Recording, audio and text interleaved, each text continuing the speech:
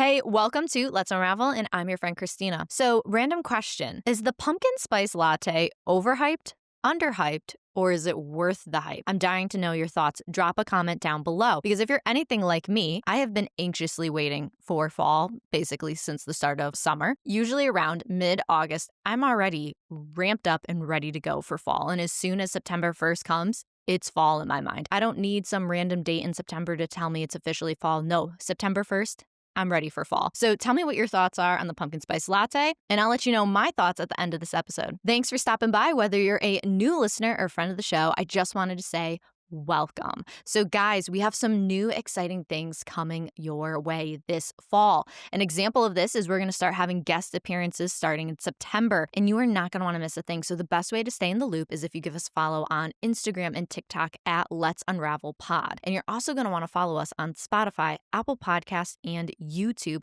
so you don't miss any new episodes that come out. You'll get little notifications, so you're going to want to hit the bell to stay up to date on all the new things. So without any further ado, let's jump into our favorite topic here at Let's Unravel, win of the week. The win this week is something that is very special, not only for the podcast, but for myself included. This win is going to double as our topic of the week. So we are going to be talking about, and we're going to be unraveling 10 weeks of podcasting. So the reason why this being our 10th episode is so important is because you need to know this stat. The 10th episode for new podcast shows is so important because 80% of new podcasts do not make it past the first 10 episodes. And so that would put us, I believe, in the 20% of podcast shows. Just the fact that we made it to 10 episodes is truly incredible. Now, to give you some more context, the top 1% of podcasters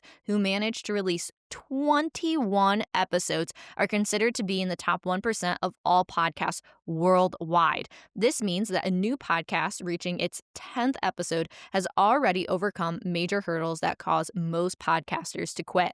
Now, I found this on Google, and AI did help me with all of these facts. So in my opinion, I do find it to be a little bit more credible. So the win this week, it's our 10th episode. We have made it over this hurdle. What's so interesting is I have found more stats where a majority of new podcast shows won't make it past 3 episodes because you start to realize how time-consuming the process is and just everything that goes into it. And another fact is a lot of shows won't even make it to the 7th or 8th episode. So to get to the 10th episode, like the fact said, it's overcoming major hurdles that cause most podcasters to quit. So this is a huge milestone. And I believe whenever you have major milestones in your life, you should always get something to symbolize the win. And this is why we do Win of the Week at Let's Unravel. So for our win this week, for it being our 10th episode, I got this cupcake to symbolize a victory, because you need to celebrate all the wins that you have, big, small,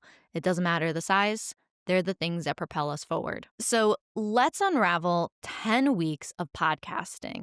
I started this whole journey on a tight timeline, and I had a lot of good intentions. I've had to learn a lot on the fly, and at times it's been really intimidating to step out into a whole new space I knew nothing about. Though the most special part about these first 9 episodes are it's been like I pulled pages straight out of my journal/diary. You've heard some of my crazy stories and life lessons I've learned along the way. And so when I look at these first 9 episodes, everything from the reality of your 20s, humble beginnings, refinement of character, relentless resilience, defying expectations, flatline failures, concealed confidence, silent surrender, and finally, niche interest. Those first 9 episodes hold such a special place in my heart. And the reason why was because, like I said, it felt like I pulled pages or thoughts straight from my journals, things that I had learned throughout the first 8 years of my 20s, things that I would have loved to known beforehand, or maybe would have loved to have, just advice I would have loved to have along the way. I thought it was really important for you to see this part of me, to know my thoughts as you heard my words, and that is why those first 9 episodes are so important. That doesn't mean the pace of the show is gonna change in any major way. We are still going to be having vulnerable topics and talking about the hard things and going after it, because the most important thing about Let's Unravel is this is a place where people can be seen, known, and heard. If there's 3 things that I've learned through this whole podcasting journey, I think I could summarize it like this. 1, it's messy. It's messy to start something new in a space you've never been before.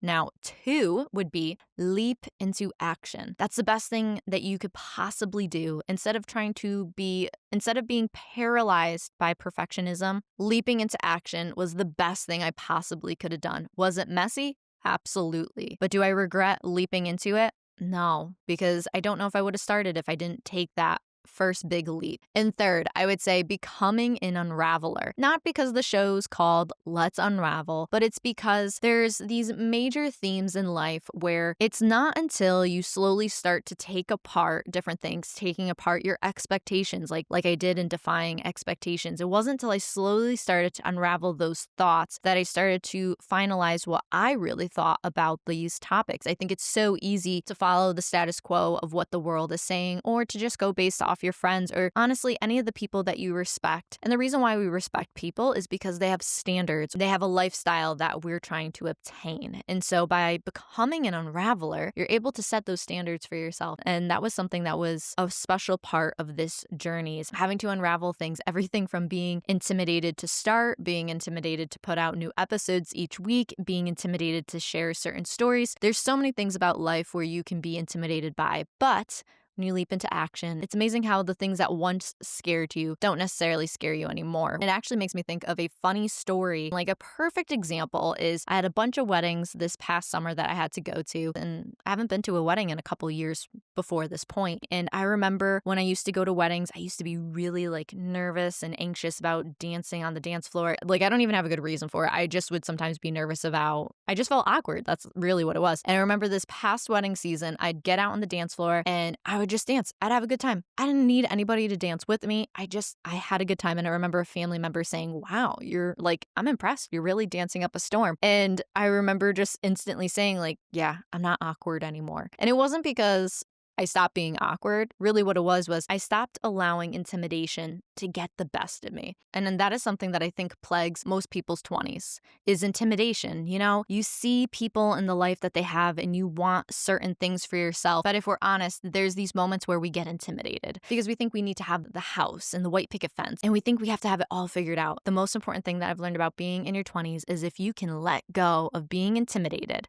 if you can step into fully being who you want to be, it brings so much peace to your life. That was something that was really special that we talked about in Flatline Failures, where we talked about not allowing people to put shame on you for your failures. You don't know until you try. And sometimes you have to try to know maybe you don't like something. That was something I was always really good at, is I always wanted to try a lot of different things because I wanted to know what was out there. But when I was younger, I used to carry so much shame whenever I realized I didn't like something. And anytime I didn't like something and I wanted to move on to something else, it was easy because a lot of people would categorize it as, oh, you just quit or you don't stick with anything. It was always my mom that would come in and say, it's good to try things. How are you going to know if you don't try things? And it's funny because my dad would also say to me all the time, and usually this was more focused around food, is he would always encourage me and my brother and my sister growing up to try new foods because he would always say, you never know if this could become your new favorite. And he would always, and even as I got older and would move into different careers, move into different hobbies, and he would just say, you don't know until you try. And it was the same thing with my mom whenever it was I don't think maybe playing a sport is for me. And she goes, okay, great. Maybe sports aren't for you. Maybe there's something else out there that you enjoy. And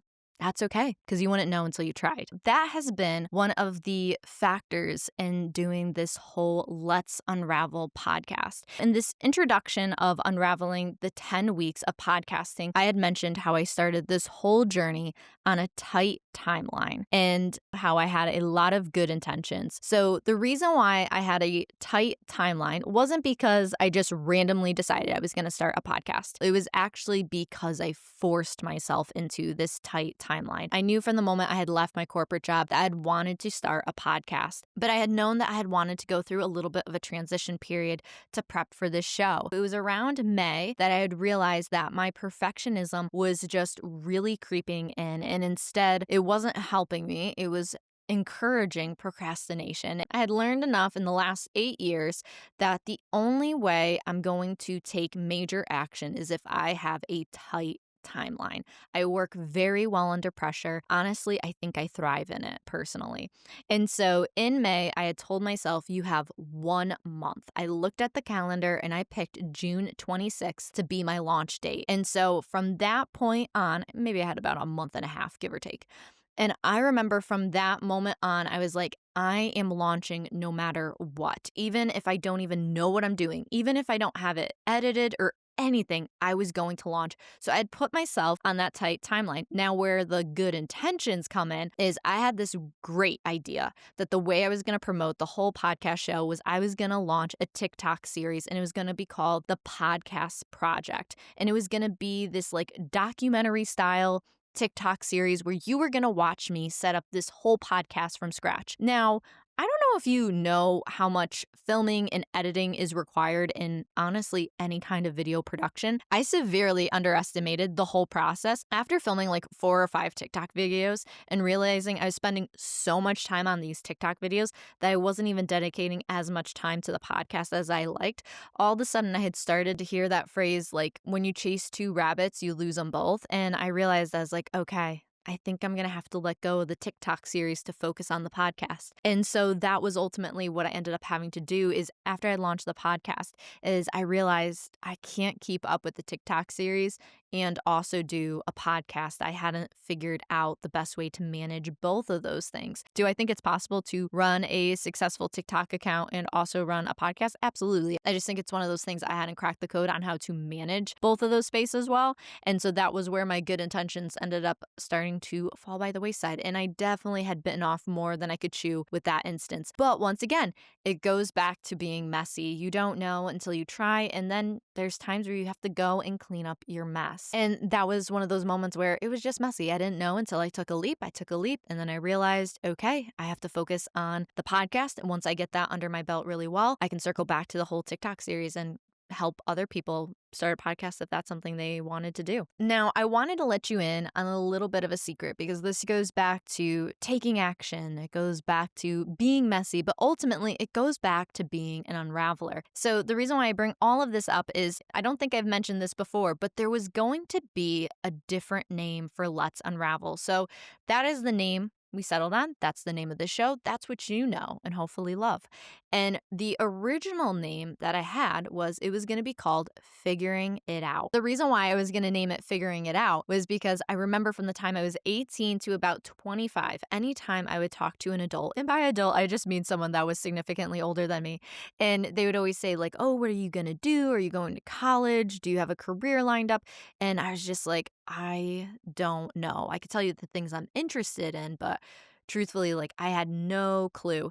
And I just remember there was so many times. I lost track of how many times. And it was more than on, that saying like I could count how many times on one hand. It was so much more than that. You couldn't believe it. They would always say to me, usually was something like, I'm however old. Sometimes it was like, I'm 50 years old and I'm still figuring it out. And that was the line that always stuck, was every person I talked to would always say, I'm still figuring it out. And so when I was thinking about starting this podcast, I was like, I really like the name Figuring It Out. And then I started to look into it because you have to look to see if other people have that name for a show and if there's any other successful shows with that name. And all of a sudden I started to realize, oh, that is quite a popular name. It didn't feel like it was going to work for what I wanted to do. Next thing I knew, I started to think about these moments in my life where I'd have these very vulnerable conversations with one friend in particular. We'd have these very vulnerable conversations where it's like, I'm spiraling. This is what's going on. And every time I thought about figuring it out and I thought about what I wanted to name this show, I just kept thinking about that idea of the spiraling. Like, okay, spiraling. What does that look like? What does that feel like to me? And all of a sudden, I had slowly started to get this visual in my head of unraveling.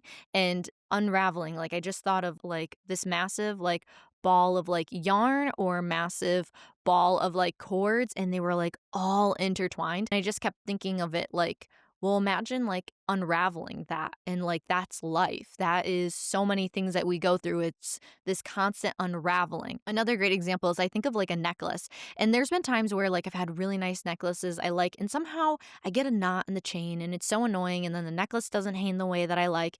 And there's nothing harder than trying to take a knot out of a piece of jewelry. But then what's funny is once you get the knot out of the jewelry and then you go to put it on, all of a sudden I never realized how I have a newfound level of appreciation for that piece of jewelry because it's laying the proper way. It's just this moment where you have appreciation for something really small and really, let's say, insignificant.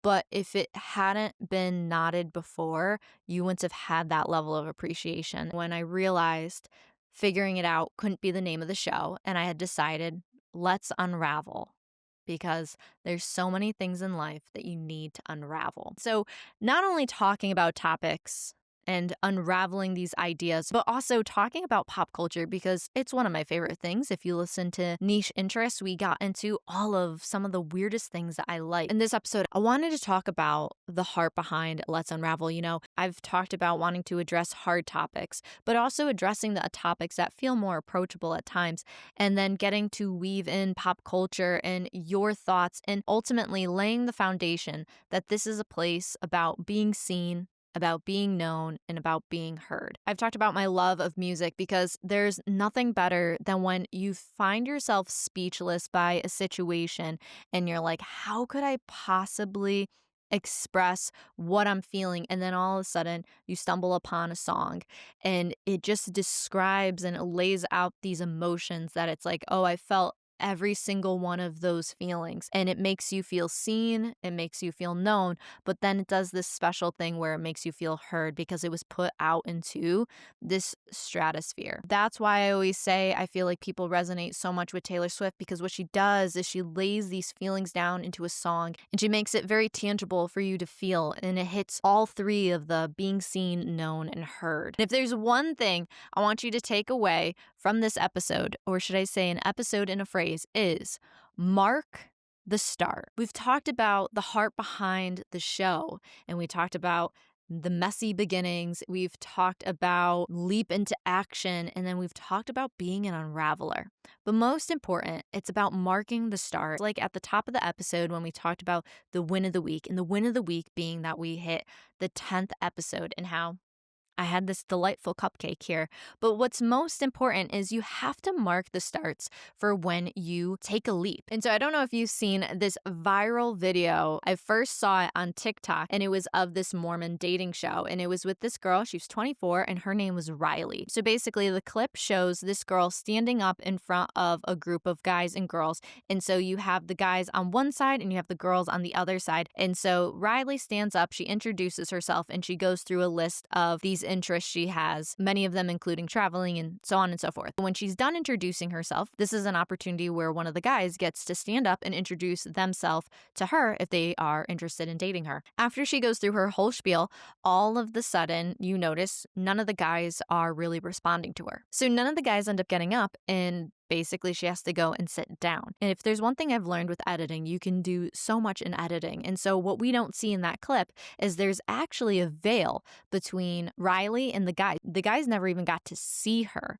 So they never got to see her excitement talking about all of her different interests. They never even got to see her appearance. So they weren't judging her based on her appearance. But what we also missed was that she was the first person to get up and to introduce herself. This goes back to the leaping into action. She was the first person to step out, and being first, a lot of times it's messy. You also see is on the guy's side, none of the guys had first stepped out. And that is something that's so crucial for doing anything the first time, is there's no expectation of what to expect, should we say. This is one of those moments where it's easy when you have siblings to see, oh, my older brother or sister have done this, and so I have a context for what this would look like. When you're the first person to do something and you're the first person to take that leap, just like Riley, and all of a sudden nobody meets you with any, oh, hey, Riley, I am so-and-so. It feels very rejecting. It feels very embarrassing. But then what's so interesting is in that moment, she could have easily been like, this is so embarrassing. I feel so rejected, which maybe she did feel all those feelings.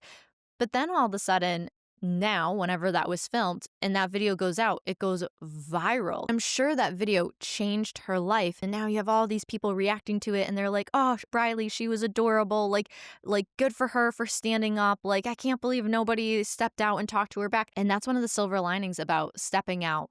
Taking those first steps, leaping into action, and being messy. When that moment, it doesn't necessarily feel like she has anything tangible to hold on to. And then you see this viral clip and it almost feels as though you have something tangible to hold on to. And another idea that I even think about this, about taking risks, about taking leaps, about things looking messy, is bringing this back to The Office, because I think in like the first or second episode, I talked about The Office. I love The Office. And my favorite episode arc within The Office is the Michael Scott Paper Company episodes. And right before and I'm sorry if you have never seen The Office and I just spoiled it for you, apologies. But my favorite is, so Michael Scott gets to this point with Dunder Mifflin, paper company he works for, that ultimately they're not treating him well and he threatens to leave, and he ends up saying to his boss, you have no idea how high I can fly. And the best part is, after he quits, the receptionist also quits and follows him to go start his own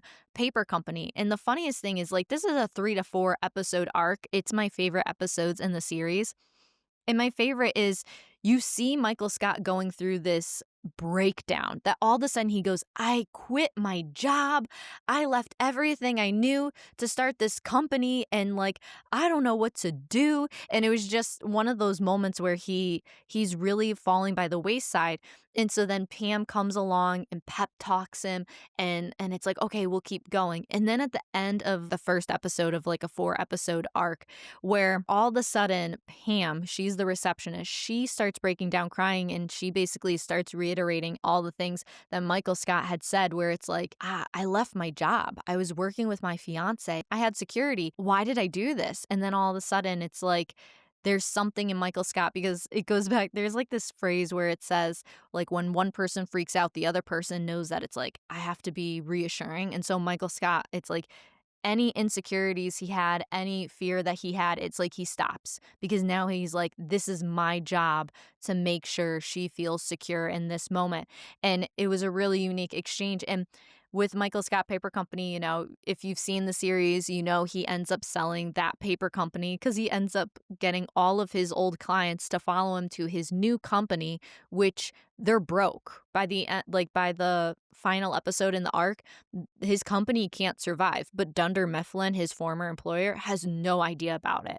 And so the next thing you know, they get bought out and they get their old jobs back. It's just such a funny and wild story, but it's one of my favorites because it's life. You know, sometimes you can take a risk and sometimes it pans out, and then sometimes you take risks and you realize, oh my God, I don't like this, and you have to pivot. And I think that's something where when you look at life, there's so much joy in the journey when you can realize it's going to be messy. You got to take a leap into action and just unravel things as you go. In the process of writing this whole episode and thinking about different life lessons, something that dawned on me is I was thinking about the Marvel movies, and I just think the Marvel movies have such a great illustration of just life and some of the life lessons you learn along the way. And an example of this is I was thinking about Tom Holland's Spider-Man, and I was thinking about how he's had like a different suit, like a Spider-Man suit, and like every Marvel movie he's been in. So, of course, I Googled this and I found out he actually had 8 different Spider-Man suits throughout the Marvel movies that he's been in so far. That made me realize that the first Spider-Man suit that he had was the one he made himself. And then eventually he gets an upgrade from Tony Stark,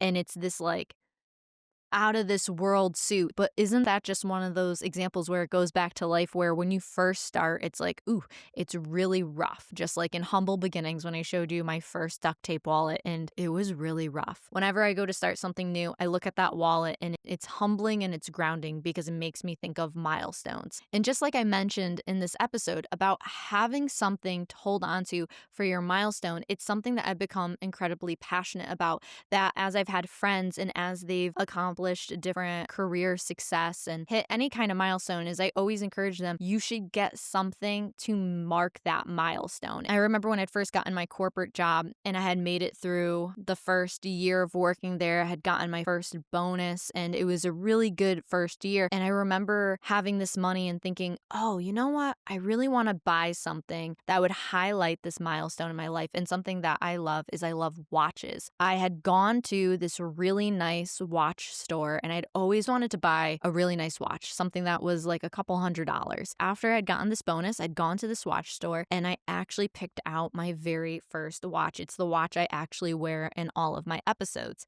And so I'll take it off really quick. So this watch is really special to me because it was my symbol for completing my first year, getting a bonus, and it marked a lot of firsts in that particular career. I loved the idea of getting to hold on to something that it marked this achievement I had in my life. And I realized how important it had become to me. And then as I'd gotten older, I started to realize as I had friends and as I had other people in my department, and something that I would tell people all the time is I'm like, you need to take some time and, you can use a lot of money, you can use a little bit of money, but find something that can mark a milestone in your life because every time you look at it, there will be a sense of pride. And the thing is, we hold on to our hurts and pains so close and so dearly, but we don't do the same thing for our victories. And I mean, that's something that I was never good at. It was something I've had to really practice is holding on to the victories. And that's why I've made it such a core part of this show is the win of the weeks. Another really unique moment is when I was working in this startup, the first product we sold at this startup, one of the guys had printed out a cover page for what the product was, and he collected all of our signatures, put it on this piece of paper that resembled the product that we had sold, and he framed it, and he actually sent a framed picture of the product with all of our signatures, and it went out to all of us that were with the organization at that point in time. And so I think there was about 10 of us at that point, all 10 of us that had been with this startup from the time it had started. We all got this picture frame, and it was just this really beautiful moment of getting to see all this hard work that you've poured into. And a lot of times it just feels like it's an endless void. Then to realize, oh yeah, I have this frame that shows this work that I've done. And what's unique about it is that there's 9 other people that have this exact same frame. And it forms this bond to you and this team that you guys had done this hard work, and it acknowledges this milestone. The reason why I wanted the episode and a phrase to be mark the start is because it's about marking your milestones,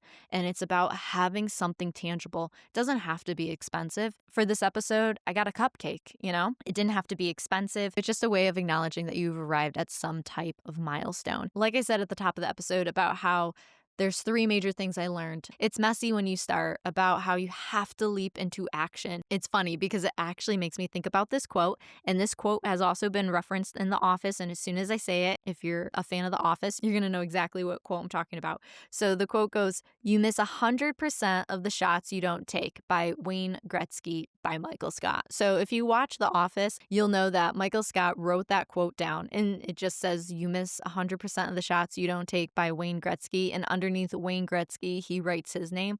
And it just felt really fitting for this episode to include that. But once again, stepping out, it's messy, to leaping into action, you don't know until you start. And perfectionism is great to a degree because it pushes you to have this standard, but it also becomes crippling when the perfectionism leads to procrastination. And, I totally understand, and I know that from a firsthand experience.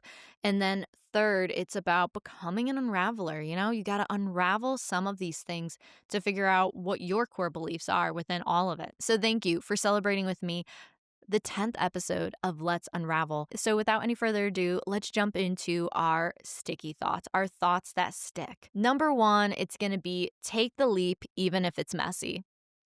Number 2, I'm still figuring it out.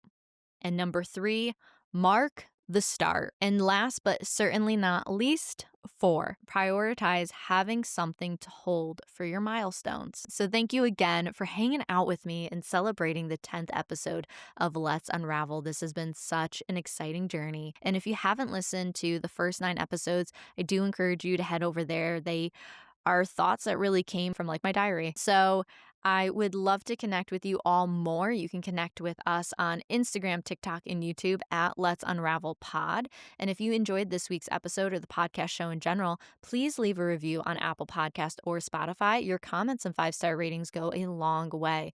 Also, please don't forget to hit that subscribe button or follow button anywhere you might listen to stay up to date on all new episodes. We release new episodes every single Thursday, and you're not going to want to miss a thing. Well, I guess it's that time of the episode to give you my thoughts on a pumpkin spice latte.